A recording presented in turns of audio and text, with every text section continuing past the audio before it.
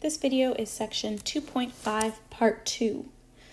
So in these next two questions, we're going to have a greatest common factor that we're going to have to take out.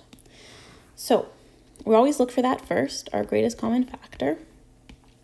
We'll look at our x, see if we can take out a letter first. So we have x squared, x, nothing. So we can't take out a letter. But then if we look 24, 10, and 4, we can take out a 2 from all of those. So we can divide everything by 2. Okay, so we're going to rewrite this as 2 first, and then we have 12x squared minus 5x minus 2. Now, then we looked for reorder. X squared, x nothing, so we do not need to reorder. In this situation, it's very common for mistakes to be made, okay? So a few things happen. People don't notice that there's a greatest common factor and they just circle this 24 and multiply it here. So another mistake that happens is they'll use the 2 instead of the 12, okay? Or they'll forget the 2 until the very end.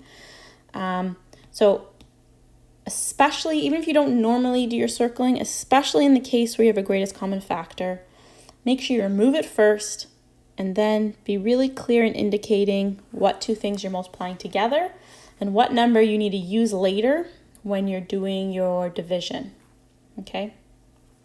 So we are going to have our 2, we're going to put an arrow, it's going to be down here for the very end so we don't forget it.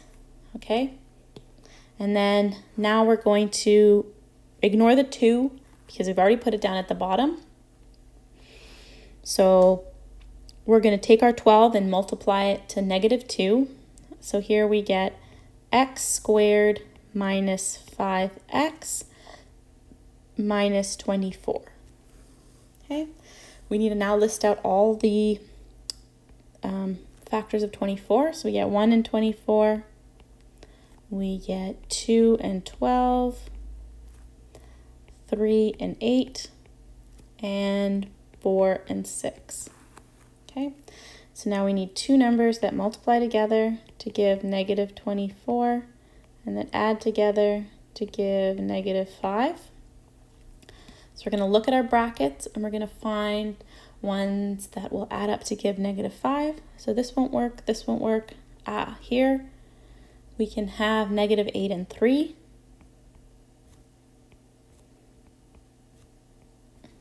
Okay, so our brackets are going to be x minus 8 and x plus 3. And then we're going to look back here, and this one is clearly circled, so we're going to divide by 12, divide by 12.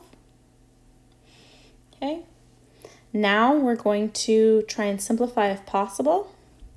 So the first one, here we can divide both top and bottom by 4. This one, we can divide top and bottom by 3 to simplify. So we get x minus 2 over 3, x plus 1 over 4. Then we're going to take whatever our bottom number is here, and it's going to move up here.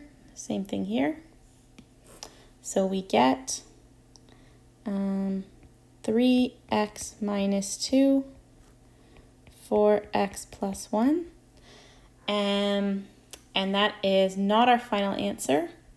We need to remember this 2 from our greatest common factor from the beginning. And we write 3x minus 2, 4x plus 1. So we need to make sure we include that 2 from the beginning in our final answer. And that is the final answer for number 4. So now we're going to look at number 5. So if you want to pause here and give it a try, you can go ahead and do that. So for this one, we're going to start off with our greatest common factor. So we look here, x3, x2, x. So there's an x in every single one we can take out. And then we look at negative 16, 20, and 24. And we find that we can take out a minus 4 as well. So we're going to divide everything by minus 4x. So we'll write our greatest common factor first, minus 4x. And then we'll take out our negative 16x. So we'll divide negative 16x to the 3. We'll divide that by minus 4x. And when we do, we get 4x squared. Positive 20 divided by minus 4, so it's minus 5. X to the 2 divided by x is going to be x. And then 24 divided by minus 4 is going to be minus 6. X divided by x, it disappears. Okay, now we're going to circle our a value, the value that's right in front of our x squared. I'm going to draw our arrow over to the c. And then for our c value, this here, we're going to write down minus 4x at the very end. So this is going to become x squared minus 5x. Then we have 4 times minus 6. That's going to give us minus 24. So we're dealing with 24 again. We need to write down all our values of 24.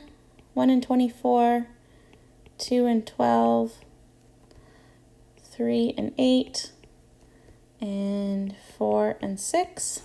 Okay, so two numbers that multiply together to give minus 24, that add together to give minus 5. So we end up with negative 8 and 3.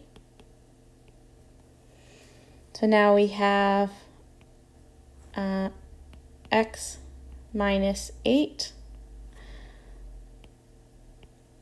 x plus 3. Oops, I don't like the way I wrote this. Minus 8. Okay, now we look back here, it will be circled. In this case, we circled a 4. So we'll write the 4 underneath. Now we try and simplify. So first one, we have x minus 8 divided by 4 is going to give 2. And this one, x plus 3 over 4, that can't be simplified. So we're going to take the 4 and move it here. So 4x plus 3. And now we need to slide this down to the end. X minus 2, 4x plus 3.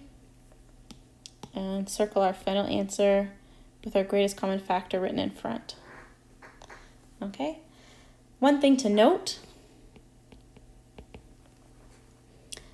any time that there is a negative sign, so a negative sign on the x squared, you need to take it out.